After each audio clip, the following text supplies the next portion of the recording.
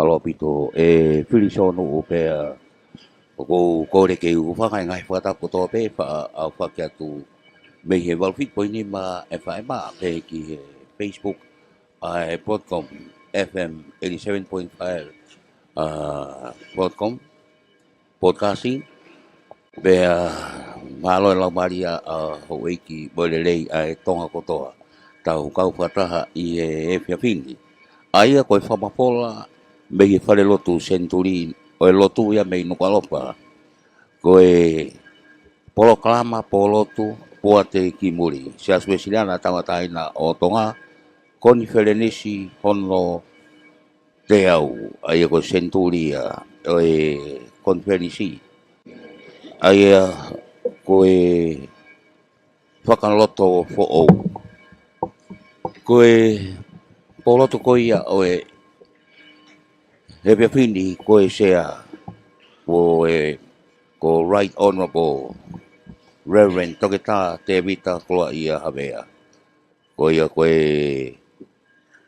Presidente Siasi Uesiliana taina Tonga koe polahimi e kamata ke Lotu Poate ki Muli koe ni mangia uang furuma hiva himi ni mau hiva mumea ke tau hiva ka matangi o pe aua ta ye mo ia te ufanga he otoa he malu hono nima te ufufu au tele fufu hono au kinima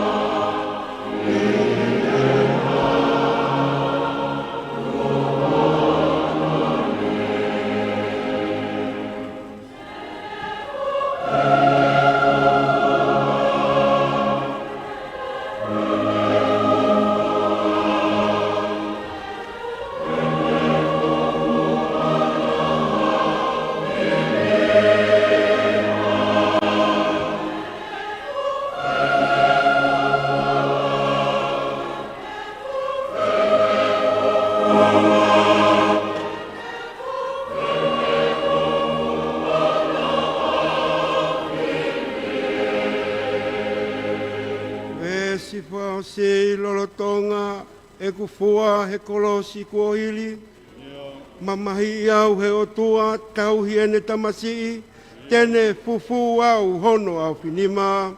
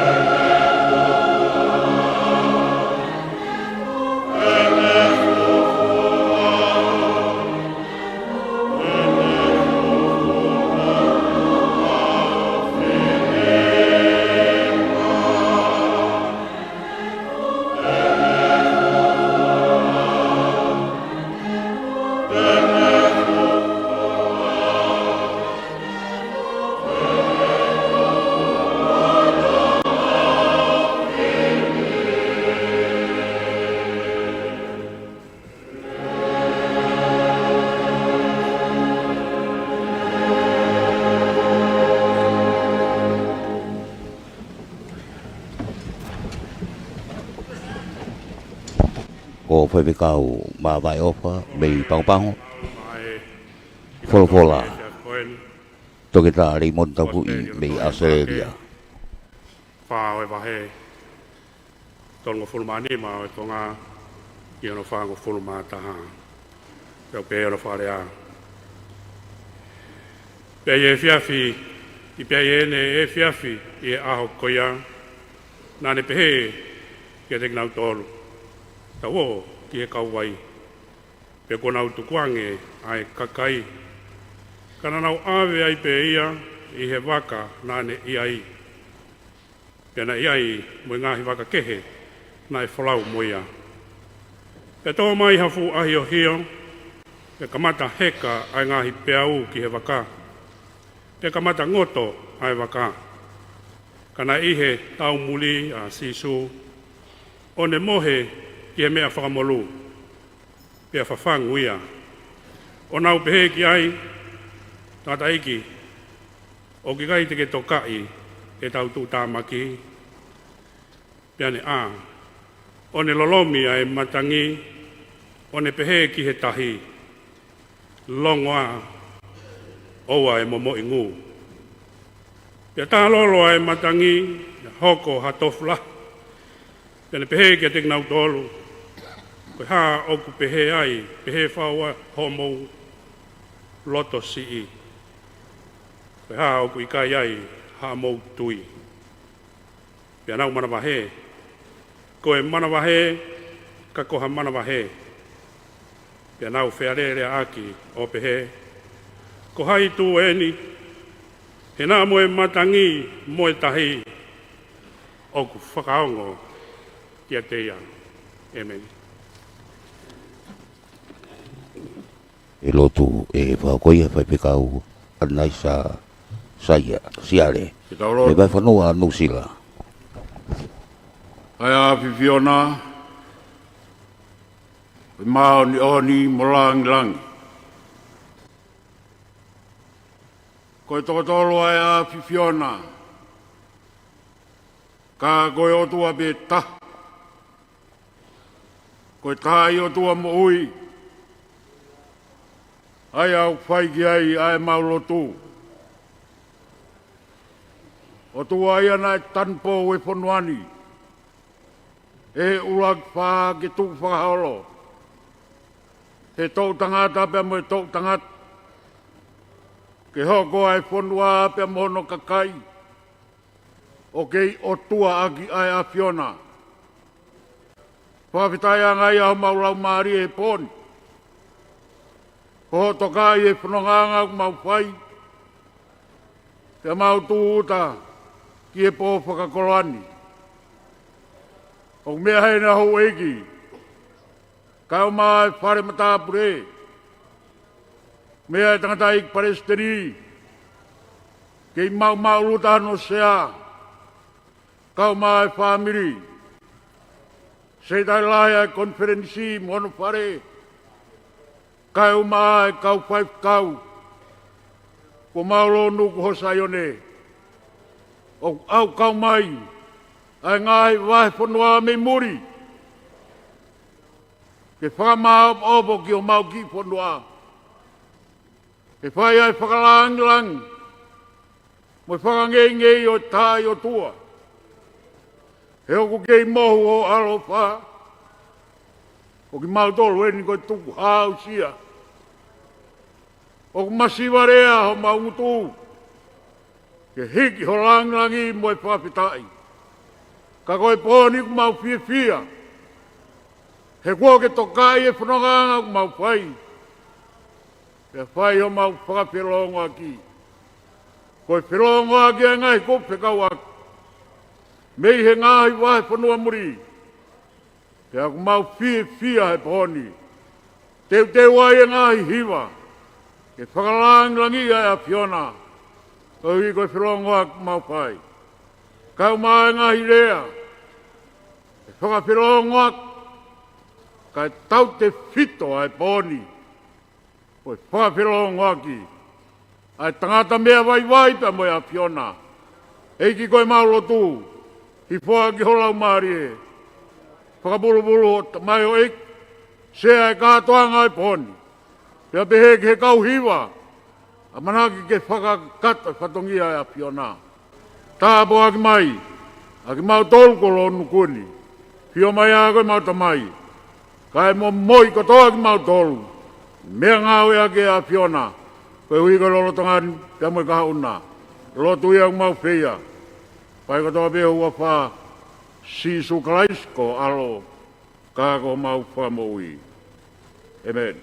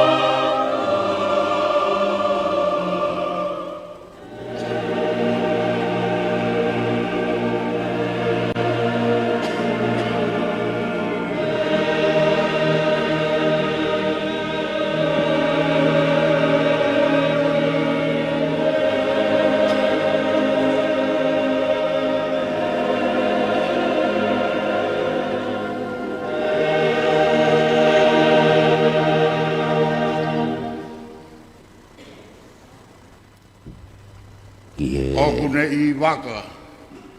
I waka Lea Centenary, Muli Fakafe'iloaki. Whango, pe a. Okune I ati ki tau tolo. Tau lau manu ai, e whakatanga e whiwhin, e tau kei whakamooni, au ki ati ki tau tolo, aho tau o tua. Tau piki e wharetaponi, whare Lotu Fakamanatu, Urak Centenary Lotu I Tonga. Tau piki na awhiwhio, ki Nkupowono, kuina na spau, hoi ko whanua ka mai pureanga.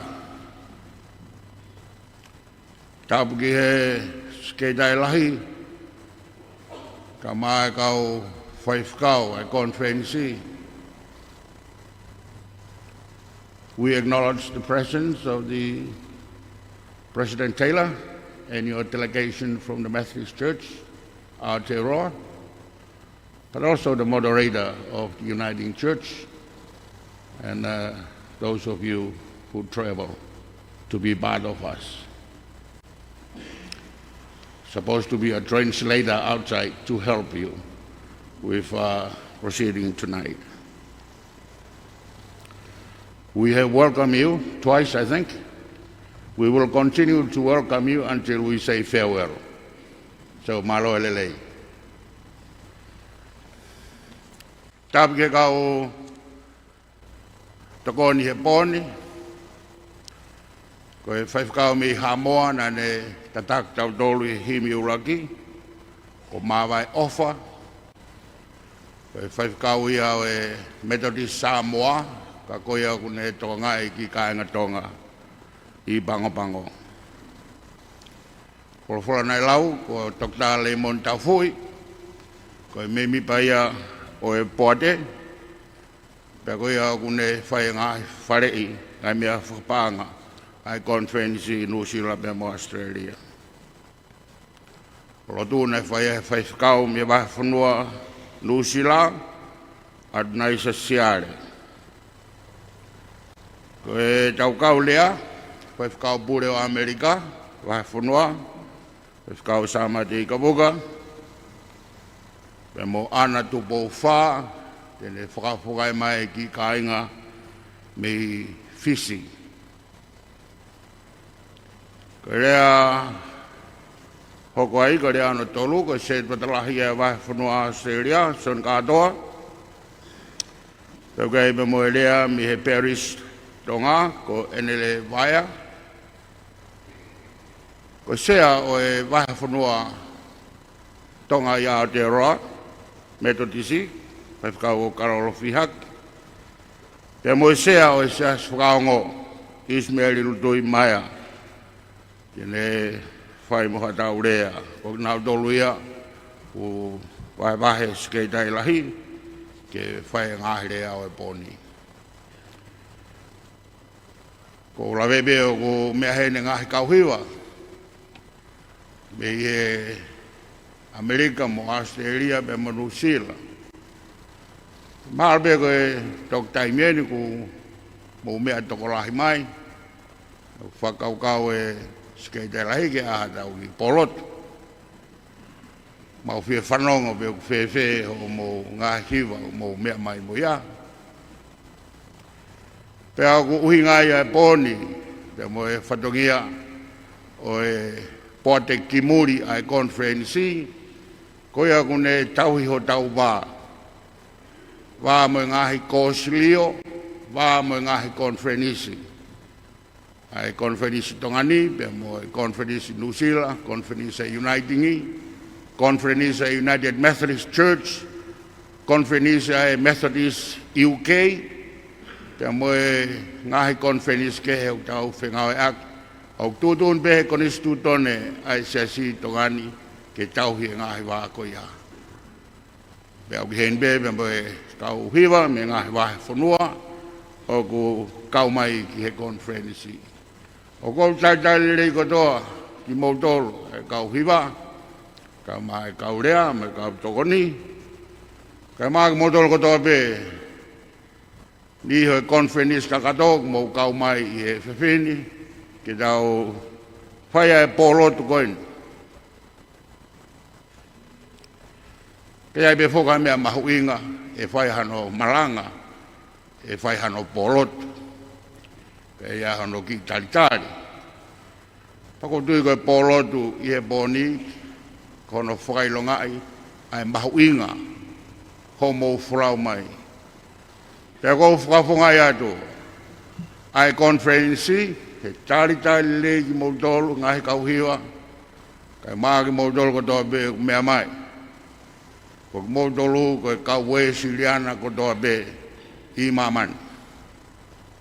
Fie lahi au pito, o mo whenga maarie, ke mo rawa mai, pe o kou tai le ki mautolu, ke whakatanga e poni, kau maa ai konferensi wamnaki, ke tau kamata a bongpongina.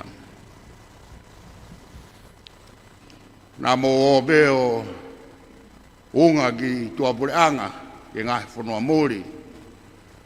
E malo pe nai ofa e ngahi konferensi i Australia, pe mo New Zealand, pe mo AMELIKA, o mo whakamalu ai. E tau whawhitai ai. Ko mo tūna pei whua mo tū, ko e whukau Wesleyan katoa pe tau tolu, pe ko e tau konferensi katoa pe eni. Ko ia ko rea te au whakau Wesleyan atu, ai fia, I ho mo mea mai ke tau whakataha mai ki Tonga. Nei bea e ngahi talanoa ia o e Konifelenisi te au, o ki ai pe hono POLOTU i po Friday, e toki whai ai e pohiwa o e Centenary, pe e toki whai ai mo ngahi rea o e Centenary. Koe pōni ko tātolu pe ia mo e poate ki Muli, e te whawhi pe kaurea ke nau talanoa mai, pe o kwewhe au mou tauhi lotu i o Bulina. Mea lelei pe ke mau Tongatapu, pe ku tau whetu takoa mo whengawe aki, i angawe tau whetauhi aki. Ia ku whakamari e kau toku whakamaapopo, ko ia ko tai lei mo tolu ke whai tau POLOTU. Koe mau hiwa ko whai tongani, o koe ke toi fufuoloa e teu ia koe ke hiwa. Koe nau tuuha ke pe haakirewa. Koe au kore atu ngahe kau hiwa, koe ne whakausi osi pe rea, whai e mere ia mo e teu, ko mou tuupe. O toi laka se kon tolu no aku haaki e hiwa e koe ia. Kai lawa ke unu mai e tau POLOTU mo ngā hiwa. Pea pepe me kaurea, nau ki whakatui mai pe ko tau ongosia he ahon. Koe mea lere tau hufanga pe Tongatapu, pea whai e tau rea, pea kotui te tau mau hapo rea lelei, hapo hiwa lelei. Koe polokalama, o ki he i olunga pe heni, tau mui pe ki ai. Tuke kai hiwa e fu mari au pito, te utoi atau hau whenga mari e, ke toi hiwa koe e whakaosinga e tau polokalama. Tala monuat, tau maha POLOTU lelei, po hiwa lelei, tau whanonga ngahi lea lelei, pea ke hoko e whatongia e pōni, mea whakalau mari e, ke tau lotu o kwhai. Kore ke singai koe polokalama i mahalo no ua. Pai whanau no sira, ai ai rewa mo tō mai ki loto. Aro. E lea tātari Muli Fakafe'iloaki ko whawhikau Tongatapu te wita koa i hawea paseni o Siasi Uesiliana tawantaina o Tonga. Ko ia, ko e polokalama Lotu Poate ki Muli Konifelenisi te au a Siasi Uesiliana tawantaina Tonga. Pea i he taimini ko e fuafua kauhiwa vai whanua no sila. Nau whapapa ko ilaisa nanomo, ko e hiwa, ko e mama o e koloria, ko e whakarea e whawhikau latai Muli atiola, pea ko e whakapasi pe whahiwa e ilaisa nanomo, kau hiwa tolahi, a e waiwhanua no sila.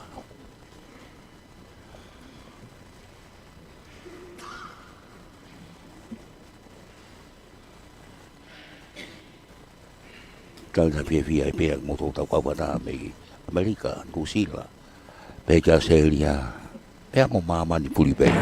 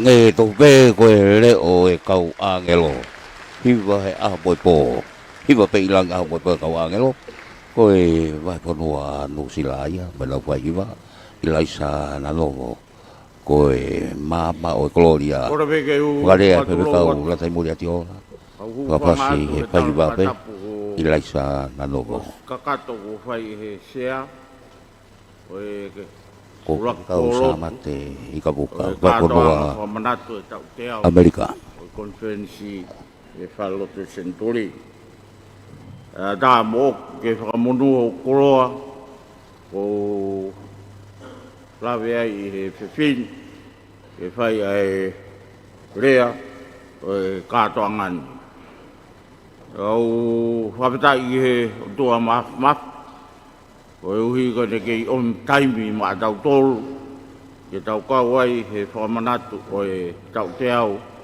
o e Konifelenisi i he mahinan. E koe ko whiwhia ke whakawhitai atu, malo ai whakakoloa o te lawe ai. Whanau whoke he rea tatari ai sea, o mōne whakanga malanga ai whaiwhikau e ta. Tamai he whaiwhikau. Whaiwhikau, koe lo e malanga riri taha, koe waweki olunga waweki lalo aru ki apika ataka kai. Maha e pehe tau ki polotu mo ki whakahoha ko whai koe ni. Koe wawe mai pe, wawe ki lalo kai ataka kai.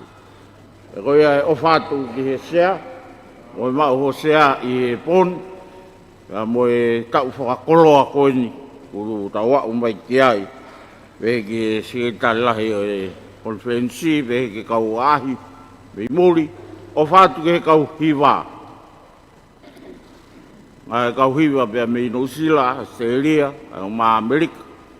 Pia ku whiwhia tau kau whakataha i he ahoni. Mahuinga pe tau whiha aki. Mahuinga ai tau kau whakataha. Kaike, koe POLOTU whakeni e potungao ike ki MOLI. Koe kamata mai ai Lotu, na e whawhiwhia ke ngā whamiri, ai pore, ki o ngā ue ki MOLI. Nai pōre ia, nai whai ki ai. I kua koe nā wō koe ngā ue, ai kakai, mai pureanga oi o toa. Mautu mautoro whakafofonga hei ahoni, o mau whakafofonga mai ai mau ngā ue ki MOLI. Maha ka eke pe mau halau maari e ke aru ke pureanga o toa kai ke mau ia. Koe mea pe mau koe mau nofo a tari ho mo wange o whai ai kore paanga ke tau ngahi ngā ue ai wahi whonua. O tohi mai taha ki he presidenti. O mea nai wange kau wholau e toko whā o koe sutuka sea tau tai, ko haapai, ko whanga, ko honga. Kau wange katoa koe ni. Tā koto kātoa kau whawhongai wharamahaki. Nai awe nau tolo tafu. Nau tāngi ke iki presidenti. Koe ka aku toi aha kau mahamahake toi hena be au mai. Wai, he mau kei he ni. Maha koe mea pēte mau lawa e mau tō. Koe mea koe kumi kakai mai pure angatok whai eki mui. Koe mea koe o tomu a whai tai miri koe whengai ke nau o tafu. Ke nau inasi maa mo ui. Ko AMELIKA poki o ke heia. Ke ha AMELIKA me New Zealand pa mo Australia. O New Zealand mo Australia pa o ke ulag ma ho paanga ka tok whai ho whai to. Ko AMELIKA mo umu a mo uia. Ulag whai ta whai ka tok. Wai. Ai alo e whai tokataha na hanga sen ki i Utah. E alo whai e whinga paanga hapai. Tā mai ki Tongatapu Tonga pe ku iai un le whai hono siwi i nau tolu. Ki teu ke whai mea kua hapai. Pe tā mai e Tongatapu tā mai whawikau. O bet koau. Koe ha hao lau ki tamai o ikoni. O bet koe ha. Konu whonu mau, whonu wai hono maa ona. Pa koe eike ha tamai. Pa koe mea whai mea hapai a pung pung. O bet tafakoi, maho ingange mo ui.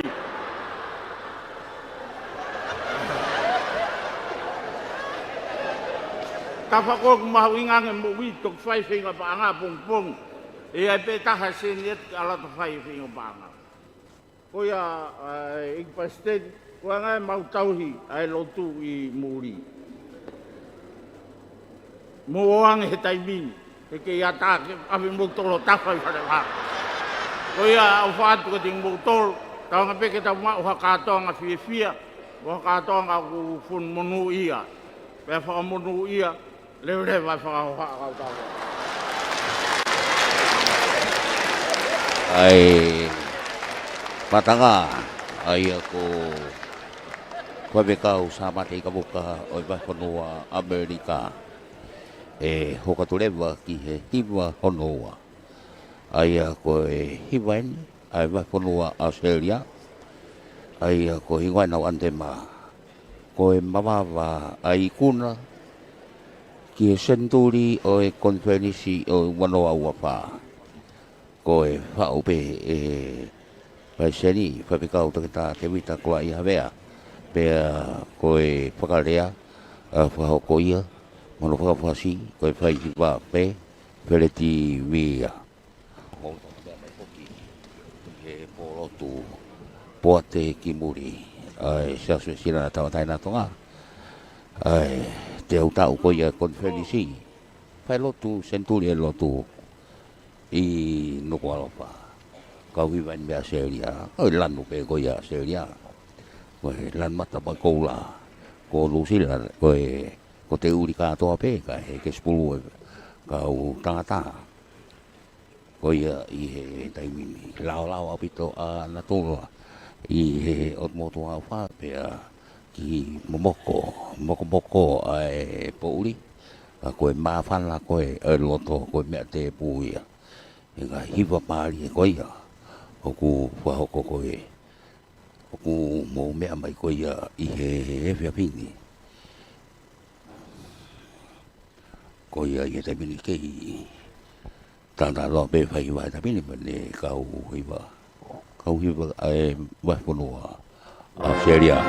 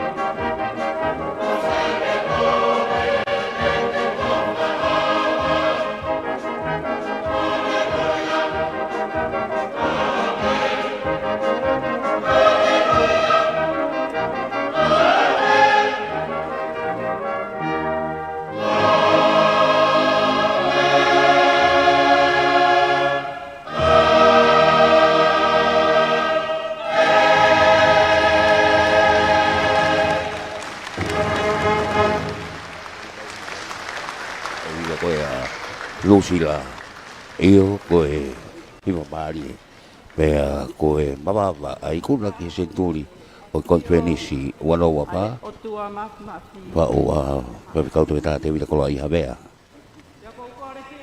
o fasi e pai wa pe pele sea o POLOTU Poate ki Muli o PONI Korea koe kai miniko ana fa mei fisi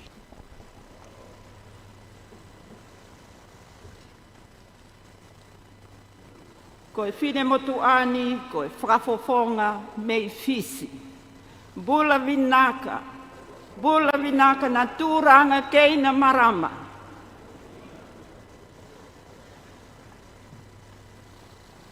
o ki ai toko taha o ku malele mai ki whakafofonga a fisi.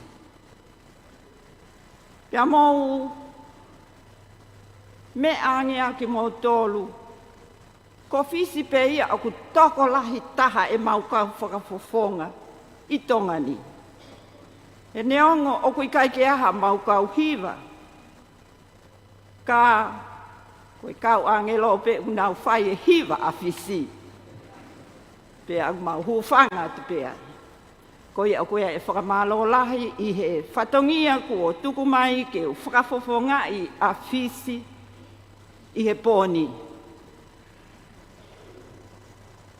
Koe hingoa ho mau ki i whai angalotu ko api Tonga. Neongo na e kamata pe ia mi he onongo fulutupu, fitungo fulutupu o lele mai ai ai lotu ai kau Tonga ko ia i fisi.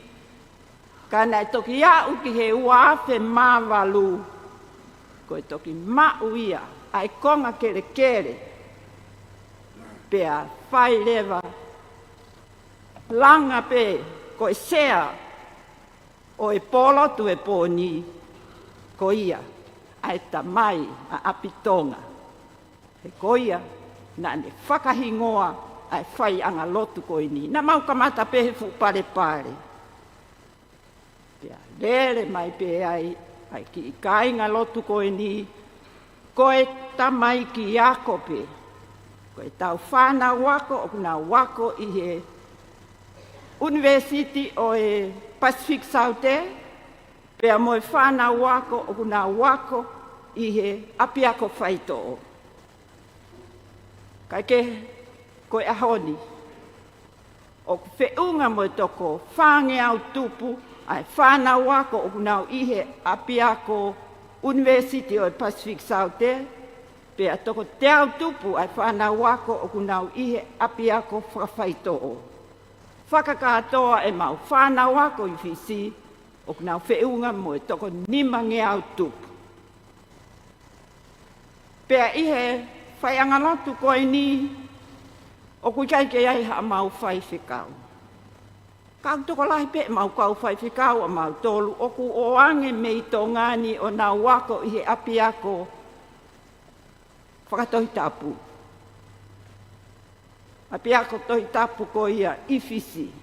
Pea koe taimini o koe e mau kau whai whikau ai e toko wha. Ka koe ongo taki o e mau whai angalotu o whakanofo ange pe me he Konifelenisi ko ki naua ko ongo se tuata whakamafai. Ko ta holo kami, pea mo toke tā paula viviri. Ko ki naua a e mauongo taki ko ia i api Tonga i he taimini. Pea aku mau lotu pe tuotaha i he asapate. Mana tui ko mau kainga lotu ko e whanau wako. O kui kai ke mau loto, ke iai hawhainga polo kalama, ke ne ue sia, ai whainga ko ia o kunau whai. Pea ko e mau polo kalama pe ia o ku whakalele i he sapa te kotoa pe ko e mau ki i lotu i api Tonga. Pea ko e pōwhala i te rewa o ku whakalele e kau whai whikau, ha polo kalama ko lotu, ma e whanau ako ke ki whaka fresh pe e nau whakakaukau me e nau wako i he lolotonga ko ia ai wike. Ka ke o ku lele pe a apitonga. Ki I potunga au e koeni, mo I tauhi pe o I tau whanau, o ku nā wako, I he ngahi api ako e tolu I suva, I fisi. O kau ki ai pe mo api ako Tongatapu. Ko tui pe ko ki I ongongo ia ki apitonga, ka o ku mau.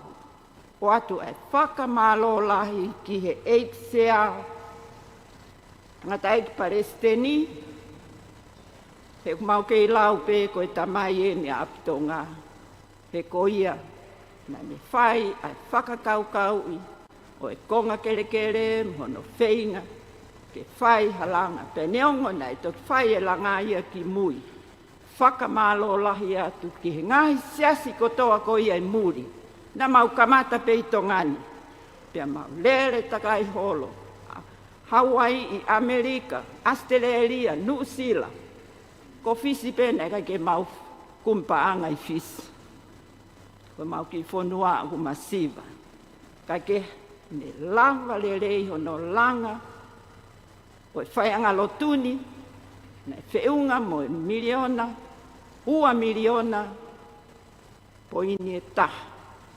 Pea nai lava lelei, ai ngau e ko ia, pea toe pe mau ki I tola, o tauhi mai ake whanau ko ia, e tau whanau ako I he university, e ongo university, ko ongo university fo gine e ua. Ai ne uki ai Pacific Saute, pea mo university ki he whanau ako whakawhaito.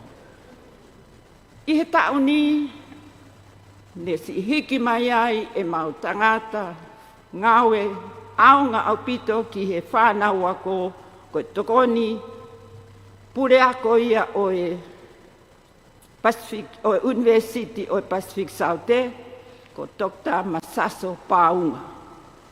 Ko e lava ia ai tau he ongo fulu, e mau ngawe I fisi, o ne tokangai e tau whanau, mo ne ngawe ki he University, pea ko ne osfoki mai ki tongani. Pako tui pe fia siasi, ke ngawe aki, ai tangata mahu inga koe. Koe, viai ai popo aki ofa lahi mai, ki he tangata eik Palestini, ka mai kau whaife kau, mo e Konifelenisi hono kotoa. Me he ongo se tuata whakamawhai. Ta holo kami, mhono hoa, ko sina ahlelei kami, pea meia, toki tā paula viviri, ka mahano hoa, ko manatu, pea moe whanau ako. Neongo, toko lahi nau tolu nau I tongani, I he tutuku ai ako. Ka koe ai ofa lahi, moe popo aki, talamonu mai, ki he eik Palestini ka mai Siasi Secretary, mo Siasi hono kotoa, I he ngawe lahi o mou whaiangi mei fisini. Wa more ange au, eik sea, tupe mo ke uki whakaosi atu, whakamatara I hei historia ki whine motu ani. Ko kuingoa ko ana tupo wha. Koe whamiri tupou o ko lere me ai mei houma. Whamore pe I he ku o hake ai me ani ka ku mahu inga kia te au koe Fakamanatu eni o e tau te au tau Centenary o e whakatahaanga Konifelenisi ai Siasi Uesiliana tau ataina o Tonga. Au kia ai mea mahu inga me e whine motu ani me he tupuanga na te tupu me ai. O kou lau ko e seini kou la ta e mamotu, ko e tau tangata e nima, na te tupu me ai ko e kau whaife kau. Ko e tupuanga, ko sio kata me tupou o houma, na e mauhoa ki AMELIKA Tonga ki eua, mei eua. Penei ai e na whanau e toko walu. Pea koe lahi taha I he mātua tangata ko se mistupo na e whai whikau. Ko e kukui uluaki ia. Pea mea se mistupo na iai na e mauhoa ki kolomotua kia se piuta tui ta ufa. Me kolomotua mo ho foa. Pea ne iai e na whanau e toko fitu. Pea ne iai ai ongo whai whikau ai e toko ua. Ko mua heng tupou, mo tangata eki na tupu me iai ko Samuela tupou. Pea me he tō tangata koe ni hono ua ki hono tolu.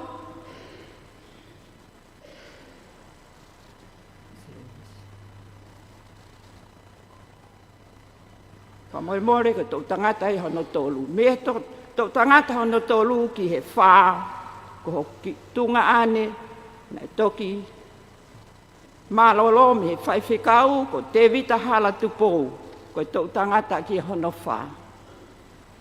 Pea koe, tō tangata hono ni mā, ko ki whine motua ko akanes tupou o whai whikau I Amerika. Mo whakamoremore I ange au, ka ko hui ko mahu inga ia I he tauni ko tau whakahistoria. Pea, ko loto pe, ke kaunga kau I he whiawhia, o se ni koula tae mamotu koe ni I he seni turi te au. Koe tau tangata e nima, o kei hoko hoko pe. Pea ko eku whakaamu pe, ke I toi hoko at pe ki ha tau tangata hono. Pea ko whakaase at pe, me he sāme fitu ngō fulu māwalu, ves tolu mo hono whā. Ko ngahi mea ko tau o ngona mo ilo I, pea ko whakamatala mai me he tau ngahi kui. E I kai te tau fufu ia, me he tau whanau. Kai tala ki he tau tangata kahau. Ai ngahi mālo o Sihova. Mo hono fu uiwi. Mo ngahi ngā ue whakaofo Konifelenisi. Tala monu atu. E tau Fakamanatu, ai tau senituri o e whakataanga lotu ai Siasi Uesiliana I Nuku'alofa. Lewe ai maranga, kau tataua.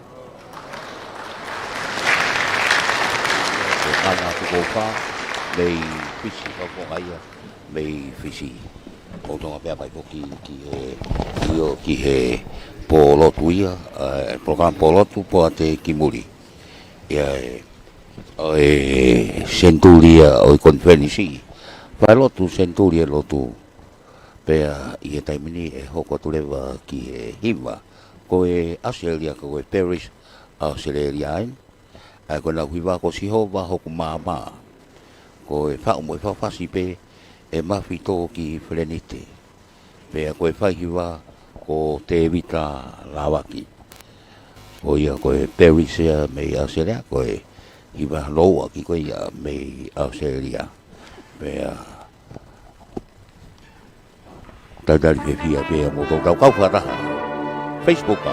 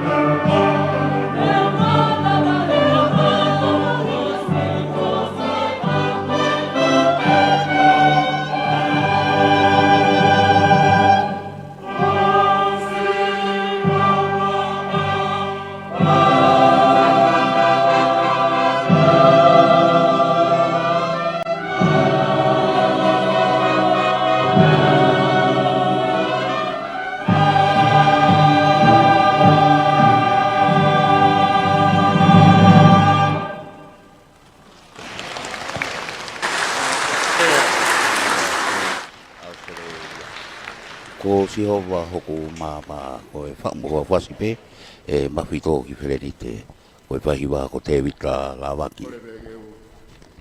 Malmala te he tala kakapkakato. O se no whaki e se a e pōkoini. Ko e hoko Sune katoa whakotua Australia. E tā puaki ko lawenga monua he pōkoini. Se a guia e o whalahi atu.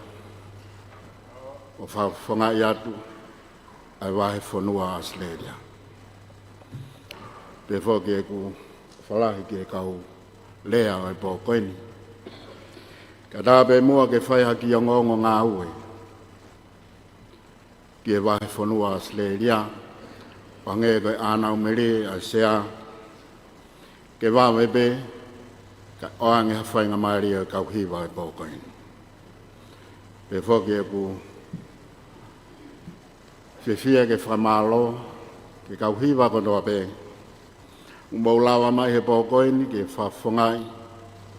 A ngāhi wahi whanua o kumau ngāwe ai. Sea kau whataha pe. Pe mo hiwa ne hiwa e kau hiwa. Ai wahi whanua Australia ai mawawa. Ko aloto ku hanga maari ke mau kau whataha. I hono malari o e Centenary o e wharearea e lotu he taukoini. E alua e tō tangatani pe aliliu pe mo e whika. Ka e tōu he pōka o e manatu e mau kau whataha. I e kātoanga o e Fakamanatu o e Centenary. O e wharearea lotu he taukoe. Se au lelei bea e wahi whanua, pe mo e mātua, kua ke oange ke tauhi e whatongia mo e tauhi lotu o whai ai. He au lalanga he wahi whanuani, a e siasi whakakolo e tolungu fulmanima. Pe au kuiai e wahenga ngau e fitu, pe mo e tokolahi o e kakai. O ku tauhi, e tōnga mātua ko ke oange ki he waiwhanua, ko e Tongatapu no ngau tupu. Se au whai bea hik whanua ki he whanua Muli, ka he kai mato oai, a e mauwhi e kau kakato mai, ki he loto whare, na e whai ai hono lalanga e maui. I he tui pa me lotu whaka Wesleyan. Pe ku tatau pe me ngahi wai whanua. O ku mau whelu pe mai e mau whanau. Ko e uia ko e mahu inga. O e siasi pe mo e Konifelenisi. Ne mau tutupu hake ai. Pe hange koe ānau ai whitu una. Ai hange ku mata lelei. E mau tō ta whataha mai ki mara e wāpuna. Pe ahua noa, ka pau te mau kau whataha. He ngāhi wahi whanua ku mau ngāwe. O ku iai bea ki whaunga. O ku whaia e tuki ki ngāhi matapāka tō bea ngāhi funga waka. O e wahi whanua Australia. Ke mau kau whataha pe, ki he ngāhi whatongia ku mau lawa mai ai ki he konferensi. Pea koe kamataia, halalanga, ha hala whakakawakawa, ke iai naha taimi, ko mau waumi pe ki he konferensi, o lauta pe koe kau hiwa pe taha. Ai Siasi Uesiliana taua taina Tonga. Se a koe o whalahi atu ke te koe pe moe ngahi fua whatongia ngā tōpe. Kua ke tāpāngi ai ki e wahi whanua Australia. Ka mea te pū koe whaifkau pūre koe wahi whanua. Pe moe hiwa, kua whatu pe oange, ke whakamanatu aki ai TOKONI, ko Centenary, ai whare area Lotu, pe mai tau hi Lotu tau whai. Tala monu atu ke kau hiwa, pe ke kau whakawhi ko toa pe tau ka whataha e POKONI, lewa malanga.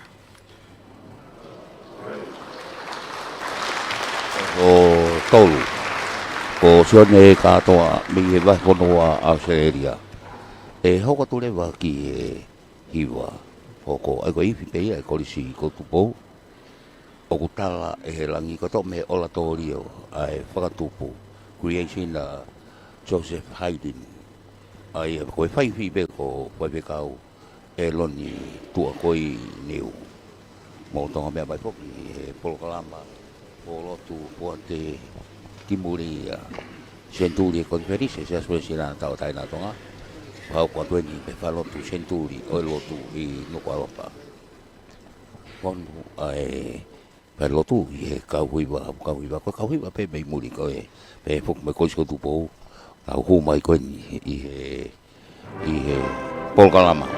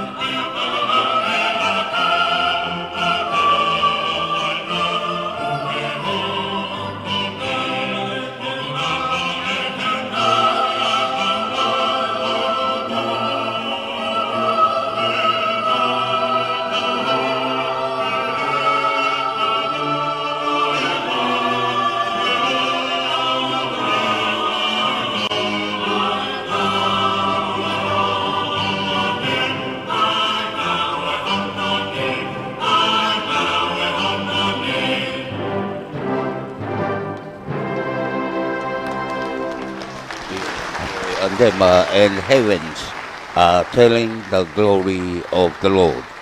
O tala e langi ai nau oi o toa. Me ola tori o koia oi creation so se pa haiti fai vive fai va fai kau e loni tua koi niu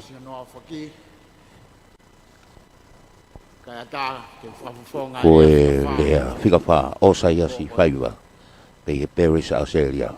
Ko ingoa ko enire vaia o kulere me he otu kinekina mo maka ko valu otu mua I o tako elele waia me Paris Australia. Ko se tua talahi ai Tonga Paris e ko vahenga Lotu Tonga I Sune Australia. E hange be ko feu I o polot koeni o fefe tau ngā we I ngahi vahe whanua o ku tau I ai. Ko whakatau ke ie ko whai he erea whika uruaki ko asingai ko whai whikau e ko e ku whai ako. Wawe ke olunga, wawe ke lale. Pea te uwhenga be, ke utala ngofua. Pasteni o ku puaki mai be mau whai whikau, te koe polo kalama na e asiko mau skeri tali lahi o nge whai aireani, na te whamahino mai be he whiawhini ke uwhetongi, koe ke lava mai mau skeri tali. Te koe tuu ke tāpuni e whatongi a kou lau koe koloa, te mohoku monu. O whalahi mai e whewhkau, ka mai ngā siasi, ngā whamiri, o Tonga Paris, kia te koe, kia moi Konifelenisi, o tau mahu inga koe ni o tau Fakamanatu, ai ka kato e te au I tau, o Konifelenisi, o tau siasi, o whaanga. Ko ngāua e Tonga Paris, o ku lelelele ipe. Whewhkau ko walamot palu, ki po Siasi e hiva, taha be mau whaiwhkau. A was teu I kau se tuata whakamawhai e toko walu, na nau whai ai kōsi, I apiako tohi tapu, pe ai Siasi, ke nau tokoni ki he whaiwhkau, I he whai papi, whai putu, pia moe whai skarameniti. Pia koe angai e maungawe. Ko tau ene tolu ngo fulu mawalu, ai Tonga Paris, mo mia I be ko maunofo I Australia, ko kamata angaini o Siasi, na whotu he tahi wawalu ono. Toki ai Wesleyan, ngai kupu kehe, au hange ko lesoni, na lau he aho koe ni, tau kei wakataha pe. Tau whalere pe, a ngahi sino kehe, kau tau kei taha pe. Pea kei lele pe, ai wahenga Lotu Tonga, o nau ngawe I Australia. Maulawa mai e kauhiwa koeni, I loa wailala, pea moe whaifkau koia o Wesleyan Mission, ko Tongatapu ono. Mau fulau mai, mo ki kauhiwa koeni. Ko taha Palestina e taimlahi ko fulau mai ke whonuani, pia koe wheu e no ku whai mai kia te au, o ku ke siasi I whe. Pia ku kau e nia he fo I whehu I o kou whiu au iha ke whakamatala ke mahino ke toko lahi. Ko hi ko sio ange koe ke hanga e mautu me Australia, ka koe tari Uesiliana tau kei wakataha pe. Nei e mutua, nei ne tauhi ne ai ki asi. Pea ne alo atu he aho taha, whakatonga I atu e ngotama, o nguna vete e naua e ne asi. Pea whehu I he motua, koe haa mo vete e asi. Pea tari o ngotangata, o kwhia maa uia he eiki. Kau se tuata, kau mai ngā siasi, I ngāhi whanua muri, ko ki tau tolu, ko kau se tuata, ko tauhi koloa, ko lea muri. O kui kai ko ho koloa, pia kui kai ko koloa, ka koi koloa pe ia eiki. Mahina pe ki he motu atau hi koloa o fie mau e he eiki aiki asi na kai toi fe huia.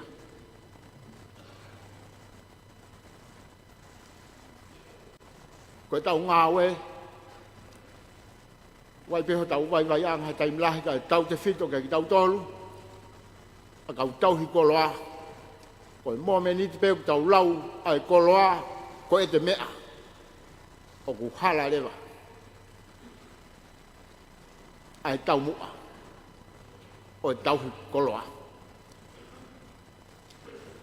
pe wai pe taim lahi o ku hau ai kau faif kau mo kau tala fe kau o tala mai ai fe kau o ku tau beia ke fe hui kono mamahi ia ai koloa ai e ki ke iloi o tau faif ka poto fata tau ki he fina ngalo e ki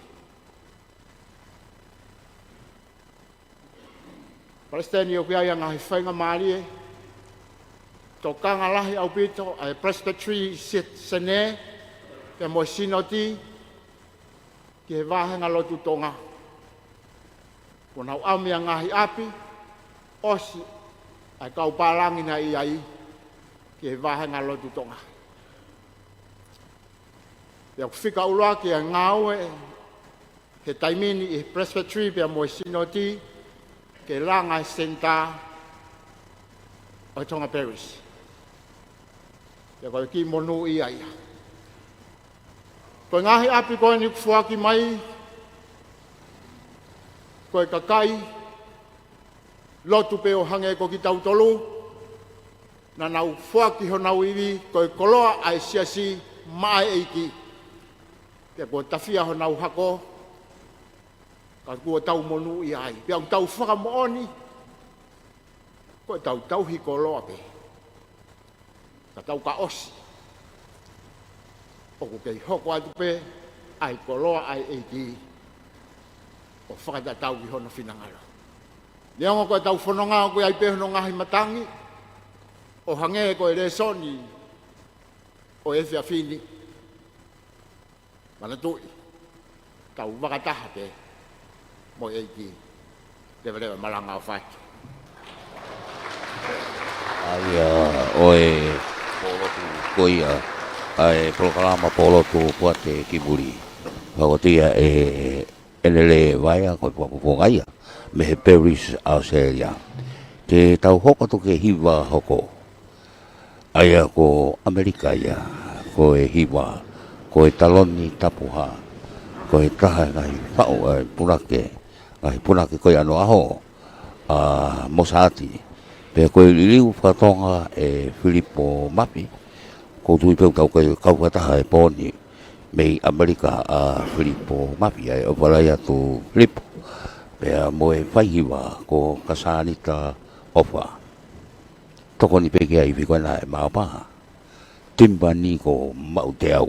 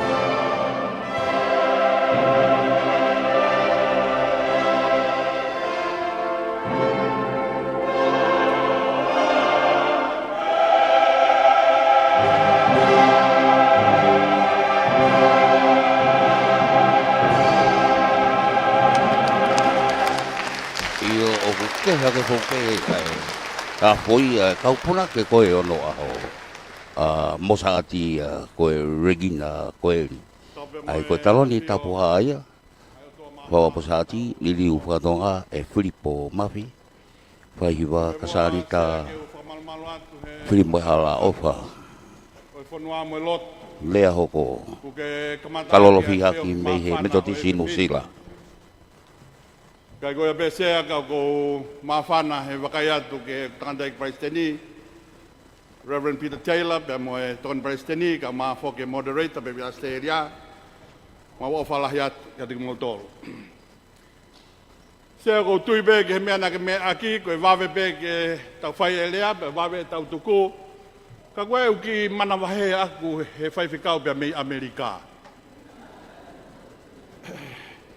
Ko mautolu I Asteria mo nusila o kulaki sivi whakapapaui petok pehe mai hugo ke lokoe. Koe nia ko AMELIKA pa moet mea ko tamu maheni o tawangona he mo whewhikau he pōni. Koe hopot pehe whakapunai o kus pehe mai pehe hugo ke lokoe.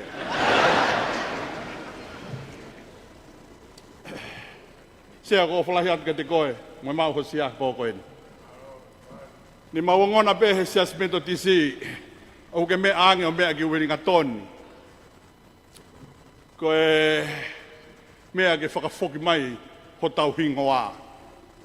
A Siasi Uesiliana tau taina Tonga. Ke mea i pe whawhetai na mau lotu lilo at pe maau. He ngau e kafa na ke mea at ki ai. Malo enu ko mau a Siasi Uesiliana tau taina Tonga. Ko mau tolu a Siasi beto tisi ko mau hingoa le sisita ko te hahi o Wetiriana o Aotearoa. Sea, o ku toe pe mo hingoa Uesiliana e taha. Na mea pepe o ange aia ma ki dau tolu ko ia na e kore na e whakawhekiki mai hingoa. A Siasi Uesiliana uta tae totongi. Peka pau te ke tali pe he wheituuna ka hiri pe mua Konifelenisi, pe me ate ongo whaifkau malolo. A te eta whinau, mahalo pe waha ki motua nau tolu taki ai. Pe pe fo kia moi ko nau kau koristutuku pe ia. O kuongoi maa whana mau pe a Siasi mento tisi tangdai ki Praisteni. Talu ho mea mai ke he sea pe ko ho whakawheo peheni mau pe. O kai te ke tohi ange o whakawhe ha wholau mai pe me ngahi Konifelenisi whakamalu he ngahi Konifelenisi ke he. Ka koe rea koe pe mea koe o ke mea aki o ku mou tau mai a whe. Ka koe hingai e ku mawhana. Ko hui he koe mau nofo I Muli nai kai o kau he lotu nai whai bea e whakamalu pe nai whai bea e lotu. I ai pe popo ke ai a Konifelenisi koeni. Ai ni o tau te awai he tau koeni. Pe koe popo koe a Konifelenisi ni ane whakawai e matapā. Whakawai he matapā ki ngahi ki he kakai Tonga. Mo o whakalahi whanua ki Muli. Koe hau ni eni tādai Praisteni. Koe mautūta mai ke whanua Muli koe ni ka kau Siasi Uesiliana tau taina Tonga ki mautoro. Koe tūtaange kau whalau whakatangi ange ki ngai whanua Muli, koe kau Siasi Uesiliana tau taina Tonga ki mautoro. Mahalo be nai omi be, ke pehe be sea ho tau whakatūtuu. Me Siasi mero tisa nusila, aine ku whaiai whakamantamaki, tau kohirina e Siasi pe tolu, kamata kominani te Siasi wahwhanua Tonga pe me ngahi wahwhanua kau papalangi ki ala te whaifkau Tonga tauhi ai palangi pe moe Tonga. Tauni ko Siasi e nima. Whakaututu pe ke alu ki he lahiange tandai ki e Praisteni. Ko Siasi Uesiliana taua taina Tonga. Mo te hahi Wetiriana o Aotearoa. E ai aho.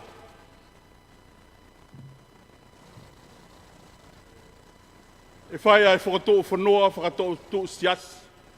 e hoko ai siasi o ku mau kau ki ai ko siasi pea o ki tau tolu ke whai gai whakamalu mo i tau lotu. I gai nai ko ia sea na ke mea ange pē ke whai tau whango fulu o e siasi tau tahiwa hange koe ku mo mea ai hiki mai pea te hahi o ki mau tolu mau whakamalu ai pia me Konifelenisi koe Australia tahiwa taha tolu hiki mai rewa e Konifelenisi koe ni tau tahiwa ua whaa tau ni manoa Konifelenisi e Siasi Uesiliana tau taina o Tonga. Kamata ai lotu honu whakailongai i Nusila. Tau tahiwa fit wha ke mea i besea kamata ai ni Beach Street. Tau ni manoa ai kamata ai lotu koia ke kau palangi tau ni. Os mea tau i hongo fulu whakatoa ai Siasi Uesiliana tau taina o Tonga. Sea koe lelei o ngahi ngā unu koe ni kau ai whoki a kau tau pe me mawahe koe ke siasi whakatahataha. Nai whaipea e polotu pehe ni. Pe nai whaipea e lululu pe mo whitangi. Koe nau mawai le lei pe. Whawhitai. Koe lotu ia a Konifelenisi koe ni. Ko tau omi ki whai hono Fakamanatu. Se au ko mea i pē, me whaiange whakatangi te ki mau tolu ko hiko tohi kakai. Tohi kakai ko ia ai Siasi Metotisi Nusila. Ko tui o ko project lelei pē ke whai ngāwe ki ai. Ka ku ke mea i pē he whakataha e kini. Ko Nusila. Tohi kakai whakalau fua ko ia Nusila. Tau wafe mā taha walu na mawa o toko walmano. Tohi kakai koe ni o wafe ua tolu tau ko o si neonga tege official hono o mai. Ka koe ni sea. Kua ue kakai Tonga. Na nau whakamuoni koe Tonga ki nau tolu i he tohi kakai a puranga Nusila. Ku mawa ke he taha kilu taha mano walu wafe. Whawhitai. Ai tuku fua ko whai he Konifelenisi Siasi Uesiliana tō taina Tonga. Ka koe pōre ia ka tiki mau tolu he otu muri tanda i sea pa mui Konifelenisi eiki. Koe pōre ia ka tiki mau tolu. Ke se te walunga fulu ka kai whanau koe ni Nusila. Ka kai koe ni toko taha kilu koe ni koe whanau i Nusila. Ka koe tui o koe bem hono pōre makehe. O ngā ue Nusila. O kui kai ke tau ia mo ki tau tolu. Nai wholawat pe miheni Siasi Uesiliana tau ataina Tonga. Koe pōre ka tiki mau tolu. E whewhe, tau tolu ngō fulu whai ki lalo, pe se te walu noa ni o toko taha kilu koe ni. Koe pōre ia sea kau mā ai whanonga wau ki ai a Konifelenisi tau te au e Siasi Uesiliana tau taina o Tonga. Se au mau ofalahi atu ka te koe. Pe mo whatungia ma mawha fuesia he wheituna. Kau maa Konifelenisi eiki. Ofa atu ke ngai kau hiwa. Ofa mai e kau me mipa katoa pe o Siasi Metotisi Nusila. Ia mau ngā siasi e tolungu fulu mau e kai Tonga whamalumalu he Siasi Metotisi. Ko mau siasi tokolahi tahaeni ko mangere ko he toko wafe e tupu hono tokolahi no kau memi pā ko ia bēni unau mea mai ki whawhonga e whawhanua. Sia ki mua pepe au lere o whakautua ki lalo. O ku e ulaki omi he kau hiwa ai waiata. O ke mea i pe ai whakamauri ku pau ke ma waiata. Peka hiri ko ia e whaiatu he ongo whawhanua ai hiwa ko ia pe mai whawhanua Nusila. Tua whatu. Ika ni mahia ko kalolo pihaki me he Metotisi Nusila hoko atu ai hiwa ai ko e hiwa ia ai wahonua ai Metotisi Nusila ai ko e all your works shall praise you ai ko lili whatonga e wahiwa pe e Stephen ni toia ko ia ko e kauhiwa ia ai Metotisi Nusila Kei tata vea mo tau tau kau kata. E tio pa fit point ni ba e whaepa. Pe fo ki io Facebook a koia podcast FM podcasting.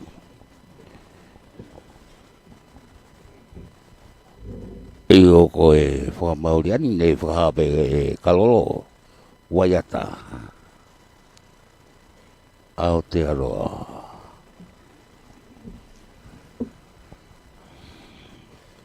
Ai kau hiwa maari au bito po hiwa boni.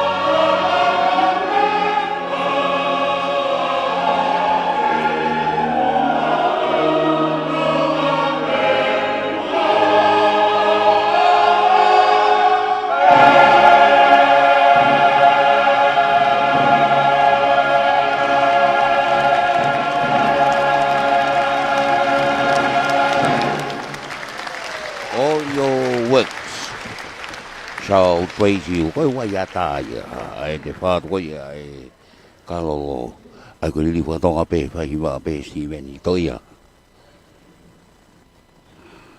ko hi ko fa o si pe ya e ho ko ti fa ma po tu ya po ka ma po pe sia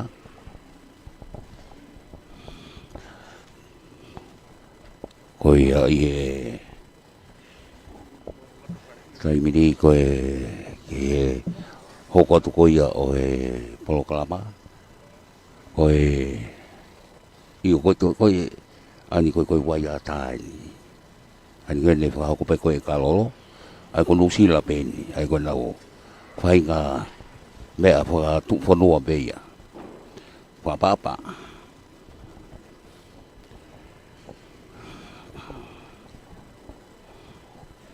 ai lau unu mai lau fa ta ga to ai ka fo lau mai ko ni me no sina ai me to tisi no sina pe mo e i wa ko ia ai vai fo no sina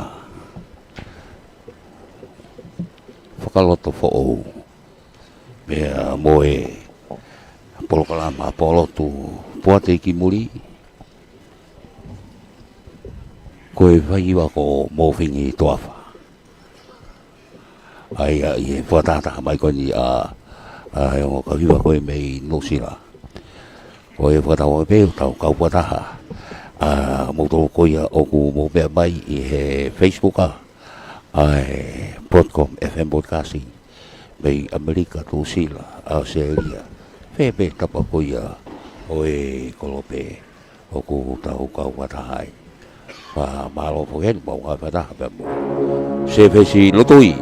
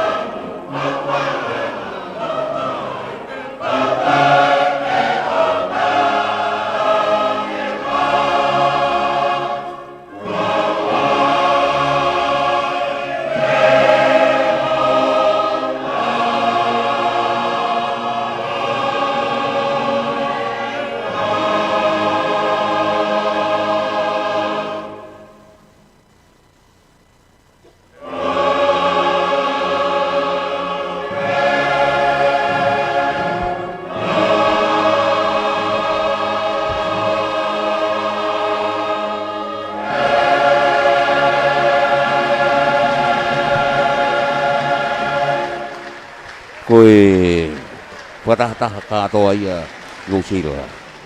Boe hiwa ko ia io o ku tala ehilangi ai lau ai o tua. Pai hiwa ko mo fini toapa. Tu koe taimini e hoka tu ki wamapopo ko sea. Watapo tala moa whaki he pon. Ata keu tala ngofua he po kalama. Pai ha whamalo. Bo whakamao popo e polotu e pon. Tudun be po kalama skedai lahi. Koe hongfulu tau malolo e konferensi. Koe ngai patongia aho hoko. Tau ki whaikamari e be. Ragi be ko whamalo ta bitu ka huiwa. Ko dua behene o whanongo ke fukoloa o i lotu. Koloa lahi o i lotu. O mo ia ke tau konferenisi. O whamahana be ngā hiwa ko mo whai e te ia be. Koe katoa be ngā hiwa ko mo homo ia me muli. Koe ngā hiwa ia e whakaweiweiua. Ono monia. Nā mo wako hiwa lahi. Mau e ngā hiwa. Whakawhowha e whingawe aki mo ngāhi mea rea. Pe au kloa ia ai lotu. Kloa ia lotu. Pe au kloa ia e konferenisi te au. Iho mo lava mai me muri. Pe ko whamaro lahi au bitu. Te wakai atu. Koe whailot lahi ka hene siasi. Whahao behene polotu ia e konferenisi. Koe ngahi hiwa koe ni mo lava mai mei mori whonu bewa au ki mui. Koe roi pe toi pe whaha tau polotu te aha kau hiwa Tongatapu ni e toi hao mai pe kai. Koe kloa e lotu ho mo hiwa e poni. Ta koe kloa e siasi ho mo lava mai. Koe whamaro lahi au pitu. No sila, o ana mo te o mai toko lahi pehe ki tongani. Ho mo mai mo tolu ka mau nofo mau tolu i whe, o mo fuo mai toko lahi. Koe ngata e tau ni mo to e whokbe o te o mai kehe pehe tau ka hau. Ka maata bit, o te mo whakakau no sila ku teki ato AMELIKA me mo Australia. Kai. Kei loa e tau whanonga he konferensi, ka te tau ai le reipe. He ko whanong he malanga e pure wahe whanua nai, o kai benga he fwoi hiwa mo whatatahai, o kai benga hiwa mo taktahai. Ka mo ka mao mo whaki kau hiwa iki ha wheto, o mo siho ia ko mo totongi.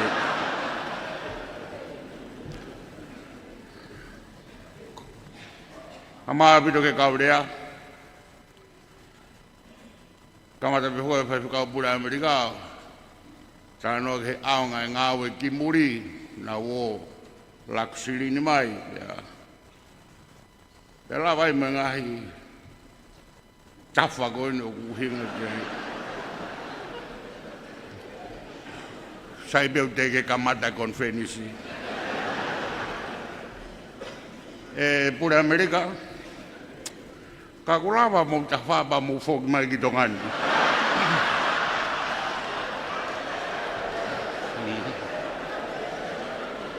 Pe te mo tawha pe mo tolo ka bau pe ne ma.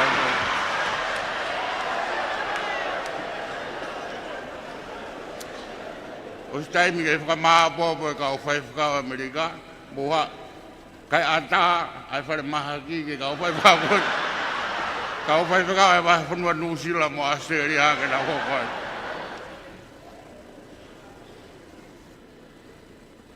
Kari whakahua wefo ka moni. Maro abito mo wo ki muli. Maro mo wo tokoni mai ki siasi. E maro mo wo nofo tafaagi he fetuku atu e kau whaingata ia. Ko ngoi bea ku wawe haku ki watu he Risco napa kai kau ke u whatukuita ka AMELIKA. Nā whawhiange kuiku ki ai e tau ngāwe.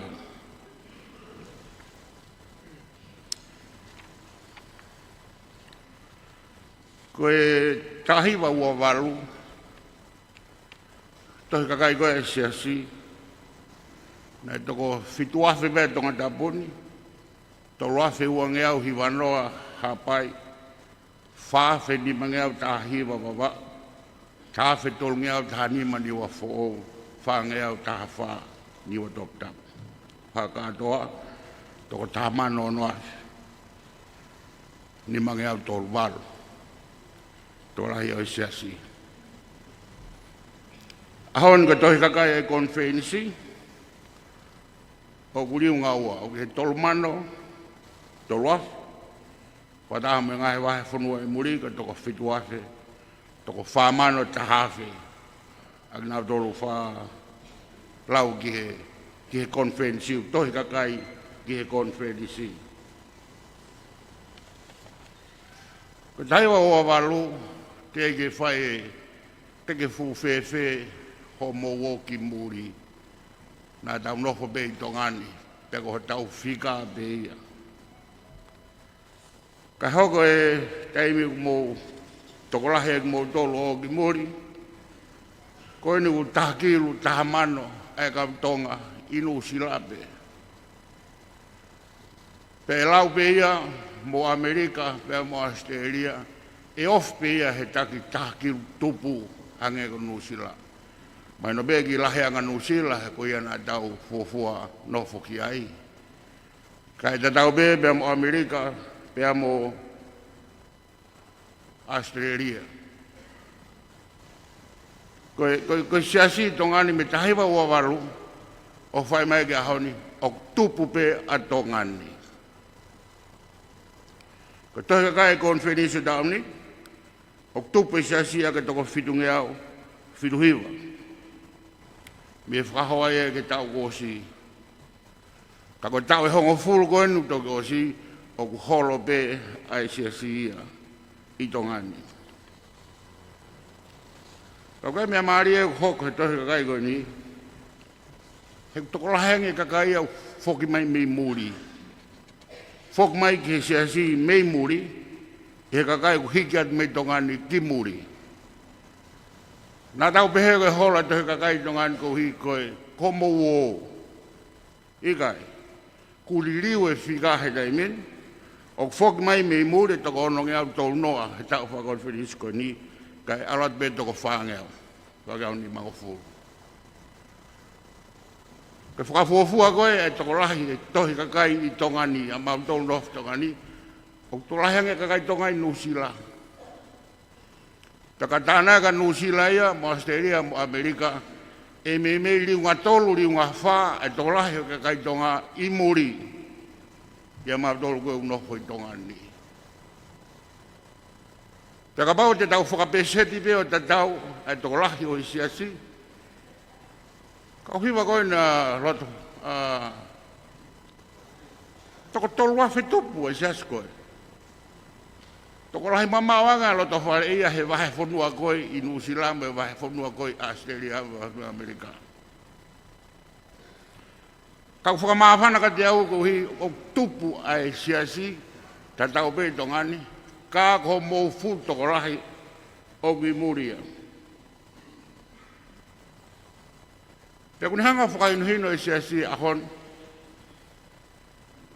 o kai kei lo kolo e sa'u tātā ia momotolu neo moro te beto tisi.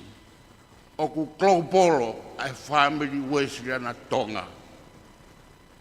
Beo tau i he wahe whanua, whakamalmalo e Konifelenisi, beo mo i he metotisi o whakamalmalo e ngahi Konifelenisi. Koe lotu Wesleyan ai kakai Tonga, koe mea whakamamani rahia. Koe ke mea beia, ke piki mai ki tongani. Koe mea ia a tau tolu, hei koe mea e sea melodisi mei. Nusila. E whai at beo ki ai aho, e kehe fōtunga ia, o lotu e ka Wesleyan e whai I MOLI. Pēo tau nofo a manaki, e ki whatongia koe ne poate ki MOLI, mo toka ngātu ki ati ki Motolu. E liri ue mea lahia. E whai ange bebe kai ke o klotonga fotutu fo e konistutone ai konferenisi. Ko heu tau amanaki ko tau wafe wano e kamata e konferenisi whatau tolu. Tako e whatongia koe ni o e fotutu fo e konistutone taha mea mahui ngai ke whakatoka ngai ai kakai Tonga Wesleyan I MOLI. Peko e ha mea whakakonferenisi mo whakonistutone ke ne lava accommodate ai anga o lotu I ahoni. O foto mai me vai fonua nusila ke nofo anga whai whakau sea. E koe anga e tupu e siasi. Ma nofo tongani ko wau be mo hapai. Taka tuku be hapai o sea be toke lau. Ka koe nuk unu ai tauhi lotu ia tokanga nusila ia ke na tolu ke hana o whai whakau sea. Pēli liu pehe ai bea siasi MOLI. Pēu kai bea ngahe whotunga who'o, ke ne hanga whakahino hino ki tau tolu, ke anga tauhi lotu I he kuonga koe ni. Lai au pita e ngahe ho tau whamiri Wesleyan. O ke kai kau mai ke konferensi, pēu kai ke kau adia ke ngahe konferensi, ka koho tau kai ngā be, o nā lotu be ui nā tolu ke kau Wesleyan, tau benu sila Australia mo Amerika. Ko tahia mea whaikai amana ke whotutu who'o e tau kore sutore mo tau lao, pe koe ha mea ke whaka mawhanai aho tau kai ngā whaka Wesleyan. Nā oki ai be ha mohenga mawhana, ki he Wesleyan ko tope ke tau kau whata. Rea e whiwhine me fisi, ki kāenga ko iau, ke kau whaifkau ai, ke whaifkau tau he ki kāenga I Weres, ke whaifkau tau he kāenga I Siapani. Tau koe ngai whetu ke he koe tupu koe ai lotu Wesleyan ai ka kai Tonga, ku kehe hono whotunga ai honi, muiana tau maheni ki ai. Pe tau teu be mua ba wha ataho tau laumare. Ki ha I mis fo'o e lotu Wesleyan ai ka kai Tonga. Pe koe haha no whotunga e hoko mai I he kahau ke tau mawhana whakataha. Koe fuka kai be taha, tau tui be taha, koe baptaiso be taha. Ba moe laumare be taha. Ka hele tau konferensi, kako ofa ati ho mou whoki ati ki MOLI. Tauhi ho tau kakai, mo wo lotu. Pea mo wo ke whakatupure kina e fu whamiri e Wesleyan I MAMANI. Kai whake mawhutoa ngāti, puko e hahingoa mo hauai, mau whiawhia beke mo omai. Tau mau mawhana beke tau whekau aki. Ko tala monua tu ke ngai sias ko to be o mai he tau konferensi malo tau ai ka kai Wesleyan. Pe malo ho mo tokoni mai ki he Wesleyan ai Tonga. Ko ako kai wa woni ma ospe kai wa fa toko tahafe ma ono ni ma be tola ha ko ses. Tai wa wano ala ko tahafe wangau, tai wa fitu ala ko tahafe ngau, tai wa walu tahafe ni mangau, tai wa hiwa tahafe balangau. Ahoni ofe ono afe.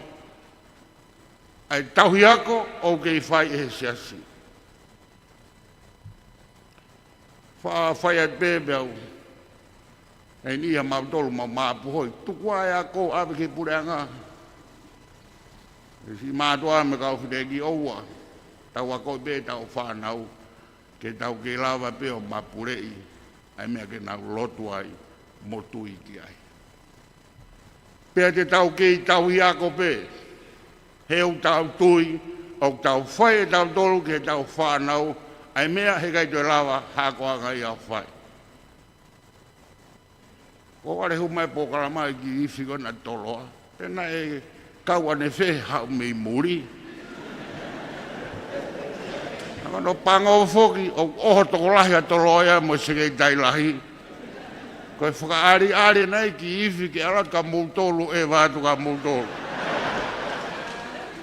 Koe a mukataki peo taitare ngahi ako anga. Ke toi whe. Whamisnare e konferensi wha moi poin miliona. Taha poine moi poine ai o awe konferensi ke whaia ke tau hiako. Ke patset hiako ai siasi he tau o ki he ua full miliona. Si ngai mātua, si ngai tau whanau. O ku riunga rahi ai nau tau hiako. Ke whakalakalaka ai siasi o tau kosi e wofi 1 miliona.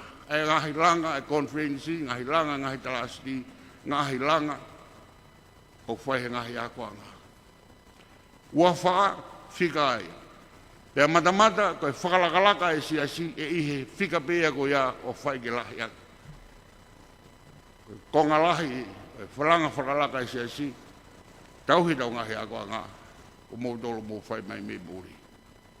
Ko whamālai hau tau bitu. Ko mou whoi beheri bāga mai, hau mo tolo kehen ka mau alat matoki muri. O whaat bea ko whamālai hau tau bitu.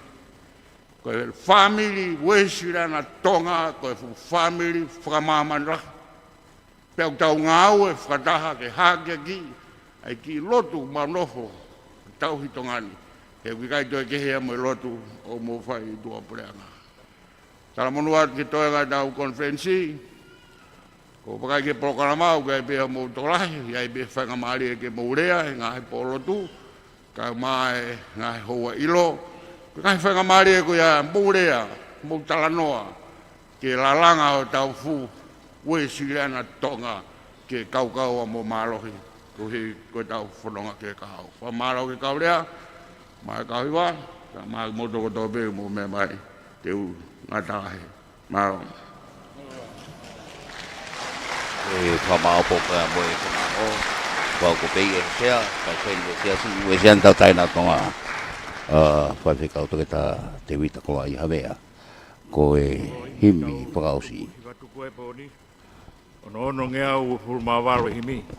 Ono ua walo, mo mea ke tau hiwa. Si su he ei ki we mau mo ui. Whio mai ka mau whai tuku pā. Saswango aseria. Mau tau kawe ho tūtū ni. O mātea ki pē ki huafa. Eiki si hoa mohu kres. O mi haiwi ki tokoni mai. E mau i kuna ai tau a heri. Tā uruafi. E tau a whai.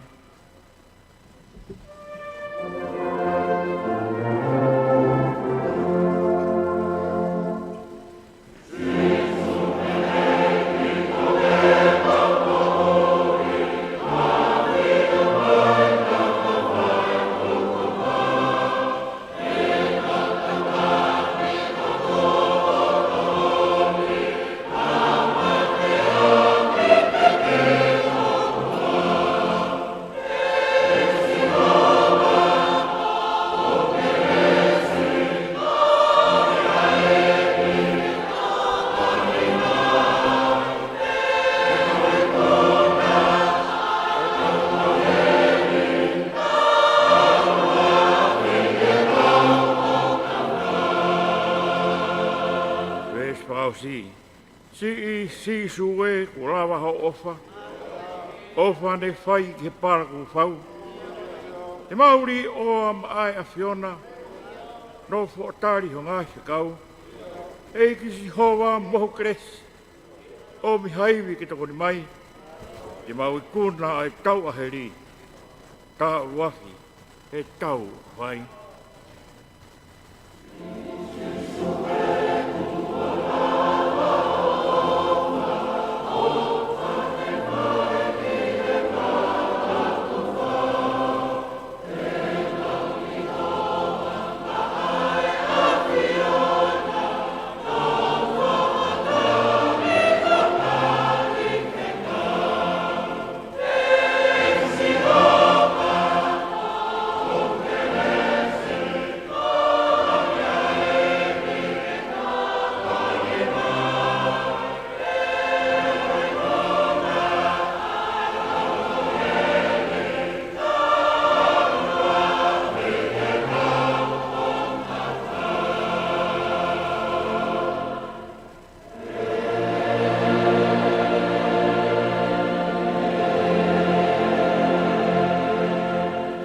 Kresa iki ko sisu Christ mo fly do ka tau tamai mo fio hi la male maunioni ke atau dol ko tobe ya o tangata.